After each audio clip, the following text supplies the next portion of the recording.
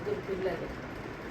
దాని తర్వాత ఏంటంటే యెరూషలేము పోయే యొక్క విత్తనం నాటింది నా కుమారుడు. ఎప్పుడంటే 2000లోనే. అప్పుడు జస్ట్ నాకు కొంచెం తక్కువ ఏజే. ఆయన కూడా మమ్మీ యాక్టివ్గా ఉన్నప్పుడే వెళ్ళాలంటే నేను యెరూషలేము అన్ని డబ్బుల అట్లా మాట్లాడేదాన్ని. కానీ చూద్దాంలే, వెంటనే ప్రార్థనలు పెడదాంలా, చూద్దాంలే అని అంటే లేదు లేదు వెళ్ళాలి మమ్మీ, నువ్వు వెళ్తావు అని. ఆ మాటకి అప్పటి నుండి మాకు కొంచెం బూస్టప్ అయిపోయి ఆశ కూడా పెరిగింది. అంటే వెళ్ళాలని కోరిక కూడా పెరిగింది. దాని అంతటి కారణం నా ఇద్దరు బిడ్డలు, మా అల్లుడు గారు, మా చిన్నల్లుడు అక్కడ ఉండి ఒకటే సపోర్ట్, వెళ్ళాలక్కమ్మ, మీరు వెళ్ళగలుగుతారు, మీరు నడవగలుగుతారు, నో ప్రాబ్లం అని బాగా ఎంకరేజ్ చేసి ఎన్ని రకాల సపోర్ట్స్ ఉంటాయో అన్ని వాళ్ళు ఇద్దరు బిడ్డలు చేశారు. అది నా అదృష్టం. ఇంకా అక్కడికి వెళ్ళిన తర్వాత అసలు అవన్నీ నేను ఇప్పుడు అంత సమయం తీసుకోవద్దు. కొన్ని ఈయన చెప్తా ఉంటే ఈయన మీకు కలిసినప్పుడల్లా కొన్ని చెప్తుంటాడు. ఆల్రెడీ కొందరికి వచ్చినట్టు ఉంది కాబట్టి.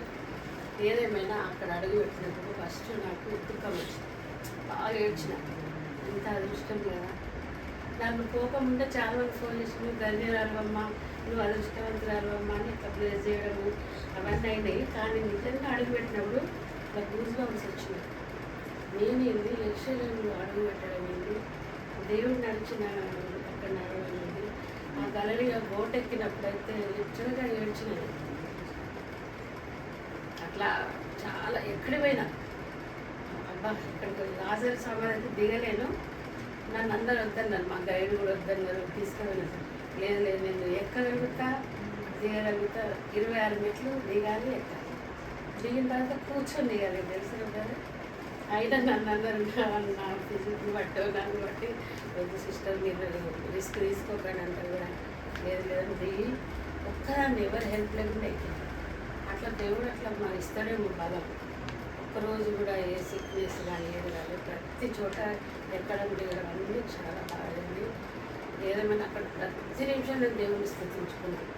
మా ఇంత అదృష్టం వచ్చిన పిరమిడ్స్ ముట్టుకున్నప్పుడైతే నాకు అప్పుడు ఇజ్రాయెల్ పడ్డ కష్టాలు బాగా గుర్తొచ్చి అక్కడ లిటరల్గా ఏడవడం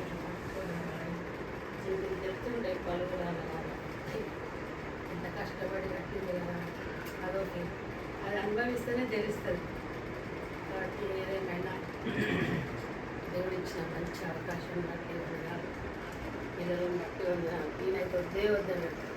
అసలు ఓతులు నువ్వెడగలుగుతాం వద్దు అంటే మా పిల్లలు అన్నారు, లేదు లేదు లేదు పోతుంది మమ్మీ, నువ్వు ఇక్కడ నీ పోతు పాపం మస్తు ట్రై చేసింది చిన్న, ఇప్పుడు పాస్పోర్ట్ తెస్తావు డాడీ, నువ్వు వెళ్ళండి ఇద్దరు అని అంటే అస్సలు ఒప్పుకోలేదు. ఏదేమైనా అది అందరికి అదృష్టం ఉండదు. మనం ఒక మాటలో లోకరీత్యా మాట్లాడాలంటే అదృష్టం అందరికీ అయితే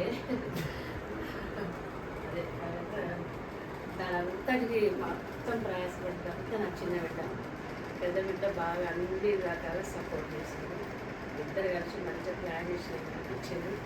క్షేమంగా తిరిగి వెళ్ళి రావడం జరిగింది. మీ అందరితో సంతోషాన్ని పాలు పంచుకునే అవకాశాన్ని దేవుడిచ్చినందుకు దేవాలయానికి వేలాదిస్తూ చెప్పించుకున్నాను.